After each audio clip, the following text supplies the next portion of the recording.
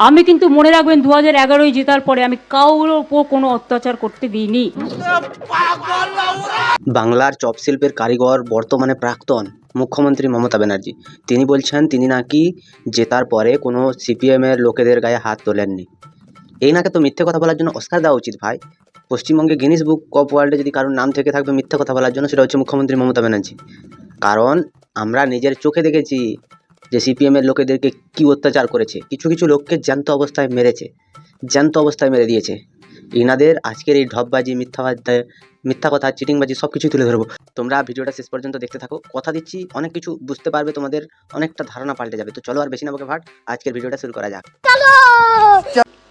এবং আমি নিজে, তখনকার তদানীন্তন চিফ মিনিস্টার ছিলেন বুদ্ধদেব বাবু, আমার নিজের বুলেট প্রুফ কার্ডটা তার কাছে পাঠিয়ে দিয়েছিলাম। মানে সত্যি কথা বলতে কি, যে একটা মানুষ হেরে যাবার পরেও যে এত মিথ্যে কথা বলতে পারে, এক তো মিথ্যে কথা বলার জন্য হেরেছে, 2 নম্বর হচ্ছে ঔদ্ধত্য, সেটার জন্য হেরেছে। তারপরেও কিন্তু দাঁড়িয়ে মিথ্যে কথা বলেই চলেছে। বর্তমান আজকে রবীন্দ্র জয়ন্তীর দিনে দাঁড়িয়ে রবীন্দ্রনাথ ঠাকুরের সামনে রবীন্দ্রনাথকে নিয়ে 2-3টে কথা বলার থেকেও তিনি তার নিজের কথা বলে যাচ্ছেন যে তিনি কি করেছেন কি করেননি। আপনি যে কত কি ছিঁড়েছেন তার জন্য জনগণ আপনাকে 15,000 ভোটে হারিয়েছে। লোডশেডিং করে আমি ধরলাম যদি শুভেন্দু অধিকারী নন্দীগ্রাম থেকে জিতে যায় ওই অল্প স্বল্প ভোটে, তাহলে এখানটায় ভবানীপুরে তো 15,000 ভোটে লড়েছেন। 15,000 ভোটের জন্য আপনি হেরে গেছেন, সেটা ভেবে দেখেছেন? লজ্জা যদি থাকতো, মুখে যদি এতটুকু ভয় থেকে থাকতো, তাহলে রবীন্দ্রনাথকে নিয়ে কথা বলতেন। এরা আবার বাংলা বাঙালি সংস্কৃতি নিয়ে কথা বলে। বলি তোমাদের তো কোনো রকম কোনো যোগ্যতাই নেই এগুলো বলার মতো। তুমি নাকি পড়াশোনা করেছো বলি আজকে রবীন্দ্র জয়ন্তীর দিনেও রাজনীতির কথা বলতে এসছো। তো চলো তোমাকে ধুয়ে দিই রাজনীতিতেই, চলো। তো হে বাঙালি, হ্যালো বাঙালি, নমস্কার বাঙালি, কেমন আছো তোমরা সবাই? আশা করি অনেক অনেক ভালো আছো। আজকের একটা নতুন ভিডিওতে তোমাদের সবাইকে অনেক অনেক স্বাগত। আমি কিন্তু মনে রাখবেন 2011 জেতার পরে আমি কারোর ওপর কোনো অত্যাচার করতে দিইনি। ইনি বলছেন ইনি নাকি বিরোধীদের ওপরে কোনো রকম কোনো অত্যাচার হতে দেননি। ইনি বুদ্ধদেব ভট্টাচার্যকে তার বুলেট প্রুফ কারটাও পাঠিয়ে দিয়েছিলেন। কিন্তু অবাক কাণ্ড দেখুন, বুদ্ধদেব ভট্টাচার্য যিনি ছিলেন তিনি এমন একজন মানুষ ছিলেন যে সারা জীবন সেই অ্যাম্বাসেডারেই দিন কাটিয়ে দিলেন। তিনি কোনোদিন কোনো একটা দামি বিলাসবহুল গাড়ি তিনি চড়েননি। কিন্তু আপনাকে দেখুন, আপনি XUV 700 ছাড়া ওঠেন না। আপনি এত ভালো মনের মানুষ, আপনার আবার সেটা পার্টির গাড়ি। আপনার পার্টি ফান্ডে টাকা কোথা থেকে আসে, কে আনে, সেটা তো ভগবান আর আপনার ওই যে আল্লাহ জানে। কারণ আমরা তো লুঙ্গি পরি, অনেকে হিন্দুরা। ওই একটা কমিউনিটি রেগে গেলে যদি কিছু করে বসে সেই ভয়ে কিছু বলতে পারি না, তাই আমরা চুপ করেই থাকি। তো তুমি যখন বেরিয়ে এসছো তাহলে তুমি একটু শুনে নাও যে তুমি কি করেছো।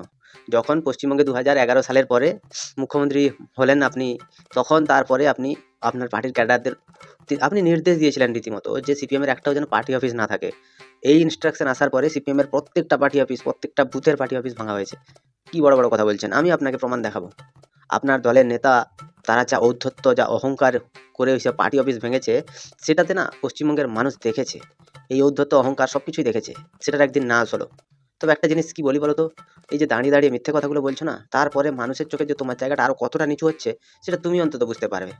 আর একটা কথা জিজ্ঞাসা করতে চাই, ছোট্ট কথা। আজকে রবীন্দ্র জয়ন্তীর দিনে তোমার সেই যে ঠেলার নাম বাবাজি ভাইপোড়া কোথায় গেল, যেটাকে ইম্পোর্ট করে এনেছিলে 2011 সালে? সেই মালটা তো রবীন্দ্রনাথের প্রতি সম্মান জানাতে এলো না। মানে সেটাই জিজ্ঞাসা করছি আর কি। বাংলা বাঙালিকে নিয়ে তো অনেক চিন্তা ভাবনা তার, অনেক বড় হনুসে। এখন গেল কোথায়, কোন গর্তের ভেতরে লুকোলো? পিসি পাশে বসে ভাষণ দিচ্ছিল, ভাইপো চুপচাপ কাঁদছিল। কেন? ওই গাড়ির উপরে উঠে বলবে না যে আরামবাগের চাবি আমার হাতে থাকবে, আমি পুরো চাবি ঘুরিয়ে দেবো? ভগবান আছেন তাই উনার চাবিও ঘুরিয়ে দিয়েছেন। এবার উনি কোন দিকে পালাবেন সেটা উনি নিজেই জানেন না। আজ পর্যন্ত যা মানুষের উপরে অত্যাচার করেছো, সাধারণ জনগণকে তোমার বাড়ির রাস্তা দিয়ে যেতে দাওনি। সাধারণ জনগণ তোমার বাড়ির দিকে তাকালে পুলিশ ধরে মারতো। হাজার হাজার পুলিশ বাহিনী তোমার ঘরের ভেতর থেকে বাইরে থেকে পাহারায় বসিয়ে রাখতে। কেন সে ঘরটাতে কি মানে মুকেশ আম্বানির ঘরেও এত বড় পাহারা নেই? তোমার ঘরে এমন কি আছে যার জন্য পশ্চিমবঙ্গে তুমি এত পুলিশ ব্যবহার করতে? তোমার প্রতিটা ফ্যামিলির লোকেদের জন্য পুলিশ রাখা ছিল। পুলিশ কি তোমার বাপ ঠাকুরদার সম্পত্তি ছিল?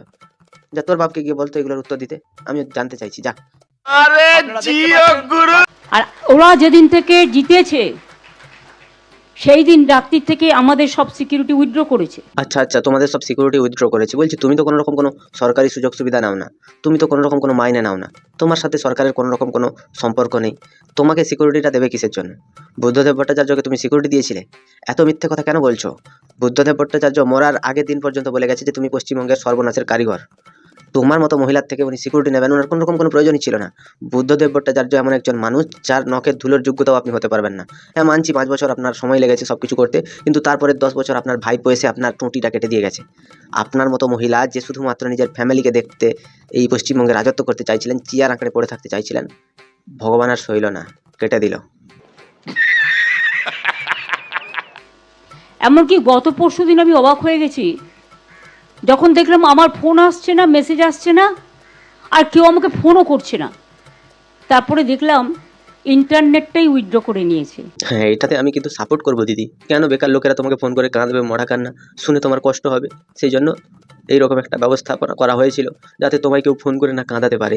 আসলে পশ্চিমবঙ্গের মানুষের কান্না তো তুমি দেখতে পারতে না, আর ভাইপোর নিচে নামাটাও তুমি দেখতে পারতে না, তাই সেই জন্য তোমার কথাটা রাখার জন্য তোমার কথা ভেবে আমরা এরকম করেছি দিদি।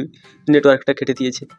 কেন করবে না বলো তো? তুমি এমনি তোমার বয়স হয়েছে, তোমার অনেক শারীরিক দুর্বলতা চলে এসছে, তোমায় সিপিএম মেরেছিল, মাথায় প্রবলেম আছে, হাঁটুতে প্রবলেম আছে, সব জায়গাতেই তো প্রবলেম আছে। তোমায় কী করে একা ছেড়ে দিই আমরা? তাই আমরা ইন্টারনেটটা বন্ধ করে দিয়েছিলাম যাতে তুমি একা থাকতে পারো, ভালো থাকতে পারো এবং পশ্চিমবঙ্গের মানুষকে ভালো থাকতে দিতে পারো, সেই জন্য ইন্টারনেটটা কাটা হয়েছিল।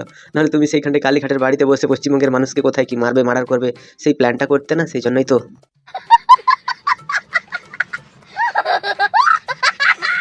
আরে আমাকে একটু 1 ঘন্টা আগে জানাতে পারতো। আমি তো চাই ওরা উইথড্র করুক, আমি ওদের দয়া নিতে চাই না, আমি কারো ক্ষমা ভিক্ষে চাই না, আমি কারো সহানুভূতি চাই না। কারণ লড়াইটা আমরা জিতেছি, এটা মাথায় রাখবেন। আপনি তো কারোর ক্ষমা চান না, আপনি তো লড়াইটা জিতেছেন, আমরা মাথায় রেখেছি, কিন্তু কোন লড়াই সেটা আমরা জানি না। পশ্চিমবঙ্গে এসআইআর হলো, যারা পশ্চিমবঙ্গের বাসিন্দা নয় তাদের নাম কাটা হলো, তারা ভোট দিতে পারলো না। পশ্চিমবঙ্গের মুখ্যমন্ত্রী চিৎকার করে করে বললেন যে ভোট কাটলে আমি রুখে দাঁড়াবো, তিনি রুখলেন না। আমার সবথেকে বড় প্রশ্ন এখানটাতেই, যদি মাননীয় মুখ্যমন্ত্রী তিনি জানেন যে পশ্চিমবঙ্গে ভোট কারচুপি হচ্ছে, পশ্চিমবঙ্গে বিজেপি নির্বাচন কমিশনকে প্রভাবিত করছে, তাহলে মুখ্যমন্ত্রী মমতা ব্যানার্জি ভোটে কেন দাঁড়িয়েছিলেন, কেন প্রার্থী দিয়েছিলেন? ভোটটাকে বয়কট করতে পারতেন। তখন না আমরা ভাবতাম যে বিজেপি সব কিছু প্রভাবিত করছে। আপনি তো ভোটেও দাঁড়ালেন, হারলেন। আপনি যদি জানেন ভোট চুরি হচ্ছে, আপনি ভোট বয়কট করলেই সবথেকে ভালো করতেন। তাহলেও পশ্চিমবঙ্গের মানুষ হয়তো আপনাকে চাইতো। এখন তো টোটালি চাইছে না। সবাই তো পিসি চোর, কয়লা চোর, বালি চোর, গরু চোর সব স্লোগান দিচ্ছে। পশ্চিমবঙ্গে এই প্রথমবার মুখ্যমন্ত্রী মমতা ব্যানার্জির অনুপ্রেরণা ছাড়া ভোট হয়েছিল। আর এই ভোটে একটা পর্যন্ত কোনো মানুষের মৃত্যু হয়নি, একটা কুকুরেরও প্রাণ যায়নি। নাহলে পশ্চিমবঙ্গে যতবার লোকসভা, বিধানসভা, বিজয় মিছিল, ভোটের শপথের দিন, এই সব কিছুতেই কোনো না কোনো মানুষ মারা গেছে। কোথাও 1টা, কোথাও 48টা, কোথাও 50টা। পঞ্চায়েত ভোটে সবথেকে বেশি মানুষ মারা যায় কেন জানো? রাজ্য পুলিশ দিয়ে মাননীয়ার অনুপ্রেরণায় ভোট হয়, তাই তো লোক এত বেশি মারা যায়। সেখান থেকেই মাননীয় মুখ্যমন্ত্রী তার কষ্ট হয়েছে, কেন লোক মরেনি। যদি মরে যেত তাহলে মাননীয়ার অনেক ভালো হতো, তিনি অনেকটাই নিজেকে গর্ভবতী মনে করতেন। আজকে মরেনি, মানুষজন শান্তি করে ভোট দিতে পেরেছে। লোক বহু দূর দূরান্ত থেকে এসছে, যারা বিদেশে থাকতো তারাও ফিরে এসেছিল ভোট দিতে। সবাই একটা হাওয়া বদল চাইছিল, সেই বদলানো হাওয়াটা নিয়ে সবাই বাঁচতে চাইছিল। এটাই হচ্ছে সবথেকে বড় কথা। পশ্চিমবঙ্গের মানুষ হাঁপ ছেড়ে বাঁচলো, এই মিথ্যাবাদী ঠক চোরদের হাত থেকে বাঁচলো। এটাই চাওয়ার ছিল, আর কিচ্ছু চাই না। আমাদের হারানো হয়েছে, এটাই অতীব সত্যি, আগামী দিন প্রমাণ হবে। দিল্লির অল ইন্ডিয়ার সব লিডাররা আমার সাথে যোগাযোগ করেছেন। কোন অল ইন্ডিয়ার কথা বলছো? যে রাহুল গান্ধী এসে তোমাকে মুখের উপরে তোমাদেরকে চোর বলে গেছে, তোমাদেরকে ডাকাত বলে গেছে, সেই অল ইন্ডিয়া তৃণমূল কংগ্রেসের কথা বলছো? সেই অল ইন্ডিয়া তৃণমূল কংগ্রেসকে রাহুল গান্ধী দিনরাত কালমন্দ করছে। কেজরিওয়াল এসেছিল, সে বলে গেল প্রচার করার সময়। এইসব কী হচ্ছে আমি কিছু বুঝতেই পারছি না। পশ্চিমবঙ্গের মুখ্যমন্ত্রী তিনি এখানটায় বলছেন যে অল ইন্ডিয়া তৃণমূল কংগ্রেস তারা নাকি ইন্ডি জোটের আবার সেটাকে নতুন করে শুরু করবে। সেখানটায় ভোটের সময় রাহুল গান্ধী এসে মমতাকে গালাগালি করে চলে গেলেন। যেই সিপিএম মুখ্যমন্ত্রী মমতা ব্যানার্জি, যেই কংগ্রেস আর সিপিএম এখানে জোট বেঁধেছে, তাদেরকে চলে চলে মাসতুতো ভাই বলছেন, তাদের সাথে আবার অল ইন্ডিয়া স্তরে বন্ধুত্ব করছেন। মানে কি দিনের বেলায় ফোন মারতে কি খারাপ লাগে, রাতের বেলায় ফোন মারতে ভালো লাগে? মানে সেটাই জিজ্ঞাসা করছি।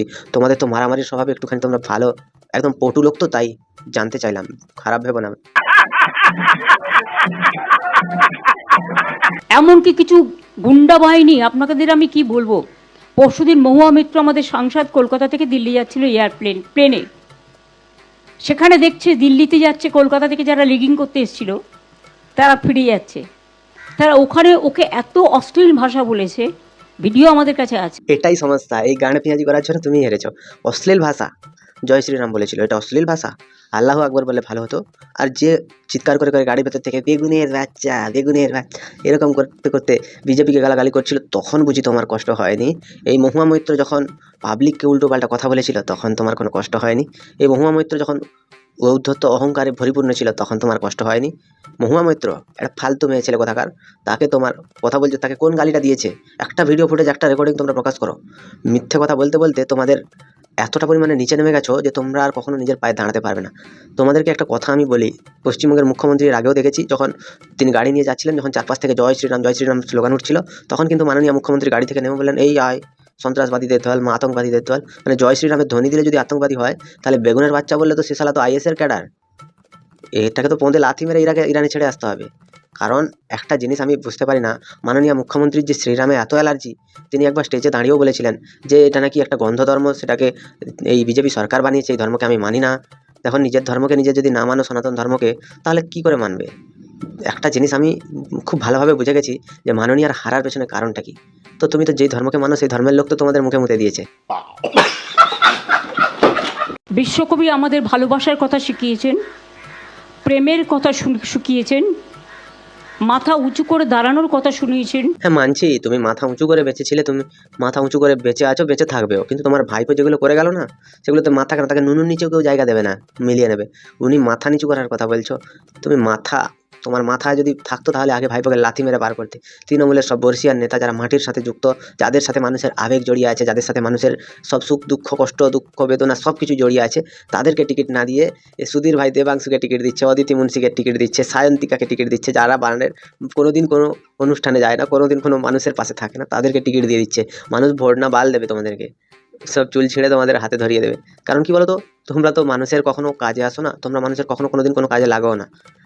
শুধুমাত্র ভাতা দিয়ে, শুধুমাত্র এই পুলিশ প্রশাসন দিয়ে ভয় দেখিয়ে মোটামুটি মানুষকে দমিয়ে রেখেছো। তাই এত বড় বড় কথা বলছো। তোমাদের বাতেলা এমনিও শেষ হয়ে গেছে, তেমনিতেও শেষ হয়ে যাবে। আর এত কথা বলার পরে তারপরে তুমি কবিগুরুকে প্রণাম জানাচ্ছ। कैसे कैसे लोग रहते हैं यार यहाँ पर। আমি আজকের দিনে যারা এসছেন, বিশেষ করে সব বিশিষ্ট মানুষদের, এবং যারা ভয় পেয়েছেন তাদের আমি বলবো, আমি কিন্তু কাউকে রিকোয়েস্ট করা পছন্দ করি না। রবীন্দ্র জয়ন্তীতে যে রাজনীতির এত কথা হয় সেটা আমরা জানতাম না। মুখ্যমন্ত্রী তো এত শিক্ষিত, তার তো শিক্ষার শেষ নেই, আর শেখারও কোনো বয়স নেই। তো মুখ্যমন্ত্রী মমতা ব্যানার্জি যদি রবীন্দ্রনাথের সম্পর্কে দু চারটা অজানা কথা বলতেন, বাচ্চা বাচ্চা ছেলে মেয়েদেরকে যদি শেখাতেন যে রবীন্দ্রনাথের মাহাত্ম্যটা কি, তাহলে ভাবতাম বুড়িমা গল্প বলছি। কিন্তু না, বুড়িমা রবীন্দ্রনাথের সামনে দাঁড়িয়ে তৃণমূল, বিজেপি, সিপিএম, কংগ্রেস এইসবই করছে। সারা জীবন তো ওই করে গেল, তাই আজ মানুষ মুখে মুতে দিয়ে গেল। ক্ষমতা কিন্তু সবার থাকে না, ক্ষমতা সবসময় খর্ব হয়। আর যেদিন তোমার খর্ব হয়েছে সেদিন থেকেই তোমার কপালে শনি নাচছে। এরপরে তো একটা একটা করে ফাইল খোলা হবে, সেই ফাইলে দেখা যাবে যে তৃণমূলের নেতা মন্ত্রীরা কত টাকা খেয়েছে। তারপরে তাদের বিরুদ্ধে অ্যাকশন হবে, কাউকে ছাড়া হবে না, একটা মানুষকেও ছাড়া হবে না। ওরে তুমি কি কইতাছো ফাউলের মতো? আমরা সবাই চাই একটা যৌথ প্ল্যাটফর্ম তৈরি হোক, যে প্ল্যাটফর্মে অল পলিটিক্যাল পার্টি যারা বিজেপির এগেনস্টে, এমনকি আপনারা যদি বলেন লেফটিস্ট, আমার কোনো ইগো নেই। মানে বিজেপির বিরুদ্ধে বাম ডান সবাইকে এক করে তিনি এগোতে চাইছেন। তবে একটা কথা মাননীয়ার কাছে জানতে চাই যে এই তো বাম, তারা নাকি পশ্চিমবঙ্গে মানুষের উপরে অত্যাচার করেছে, তোমার মাথা ফাটিয়ে দিয়েছে, তোমার সর্বাঙ্গ ভেঙে দিয়েছে, তোমার চুলের মুঠি ধরে টানতে টানতে বিধানসভার বাইরে বার করে দিয়েছে, অনেক কিছুই করেছে বাম। তাই বামকে তো মানুষ ভোট দেয়নি, আর তুমি আজকে সেই বামকে চাইছো বিজেপিকে রুখতে। বলে বিজেপিকে রুখতে নাকি তোমরা একাই যথেষ্ট ছিলে, আজকে এত সবার কেন প্রয়োজন হচ্ছে? পশ্চিমবঙ্গের বাইরে থেকে লোক এনে এখানে সান্ত্বনা নিতে হচ্ছে। মানে পশ্চিমবঙ্গে মাননীয়াকে সান্ত্বনা দেওয়ার মতো লোক নেই। অখিলেশ যাদব এসে দিদিকে বলছে, দিদি আপনি নেহি হারা তো গাঁড় মারা, তোরা গাঁড় মারা, কিচ্ছু করতে পারবি না। মানুষ তার রায় ঠিক দিয়ে দিয়েছে। আর মাননীয়ার কপালে অনেক দুঃখ আছে। তার কারণ কি জানো? যেই বামকে চাইছে না, সে বাম কখনো কোনো দিনও এই তৃণমূলের চুরির সাথে যুক্ত হবে না, তারা শেষ হয়ে যাবে তিলে তিলে। যারা অরিজিনাল বামপন্থী তারা কখনোই তৃণমূলকে ভালোবাসে না, তো ঘেন্না করে, ঘেন্না। আর এই বামপন্থীদের একটাই অনুরোধ থাকলো, এই যে আপনাদের সাথে এত ছলনা, আপনাদের সাথে এত কিছু করে মুখ্যমন্ত্রী ক্ষমতায় এসছে, আপনারাও মুখ্যমন্ত্রীর সাথে ছলনা করে ওনাকে পুরো দেশ থেকে বিতাড়িত করুন। কারণ এই মহিলা থাকলে তার ভাইপো ছাড়া আর কাউকে চেনে না। আইপ্যাক পুরো তৃণমূলকে শেষ করেছে, আর এই আইপ্যাকের মাথা ছিল অভিষেক ব্যানার্জি। তো একটা কথা বলতে চাই, তবুও মাননীয় বলছে কি যে না, আইপ্যাক কিছু করেনি, অভিষেক ভালো কাজ করেছে, তাই তোমরা সবাই তাকে কিছু জিজ্ঞাসা করবে না, যা জিজ্ঞাসা করার আমাকে করা, আমাকে। আমি সবাইকে নিয়েই চলতে চাই। এতদিন পর্যন্ত দিল্লিতে গিয়ে জোট বাঁধছিল, এখন বাংলায় ডাকছে সবাইকে জোট বাঁধতে। বাংলার মানুষ না মেরে তক্তা বানিয়ে দেবে, মেরে তক্তা বানিয়ে দেবে। কারণ কি, সেই চোর চিটিংবাজগুলোকে এখানে ডাকছো, অখিলেশ যাদব সালা ডবল ট্রিপল ভাতারির ছেলে, তুমি ডাকছো তেজস্বী যাদবকে, তাদের তো পুরো বংশ পরম্পরায় চুরি করে বড় হয়েছে। তুমি ডাকছো রাহুল গান্ধীকে, যার কোনো শিক্ষাগত যোগ্যতা নেই, কিছুই নেই, ভারতবর্ষের সংস্কৃতির সম্পর্কে তার কোনো আইডিয়া নেই, তাদেরকে ডেকে এনে এখানে পশ্চিমবঙ্গে কি পদ্ম তোমাদের পেছনে সাফ করাবে নাকি, সেটাই তো বুঝতে পারছি না। তবে তোমাদের এই কাল ঘনিয়ে আসার পেছনে তারা আসলে একদম অমাবস্যার চাঁদ হয়ে যাবে, তোমাদেরকে আর দেখা যাবে না, চারিদিক শুধু অন্ধকারই অন্ধকার। মুখ্যমন্ত্রী মমতা ব্যানার্জি জিন্দাবাদ, জিন্দাবাদ, জিন্দাবাদ। তোমাদের ভিডিওটা কেমন লাগলো তোমরা আমাকে একটু কমেন্টে জানিও। যদি ভালো লাগে লাইক করো, কমেন্ট করো, শেয়ার করো, সাবস্ক্রাইব করো, পাশে থাকা বেল আইকনটা প্রেস করতে একদম ভুলবে না। সবাই ভালো থেকো, সুস্থ থেকো, সাবধানে থেকো, আর দেখতে থাকো বাংলার কোণে ঘর।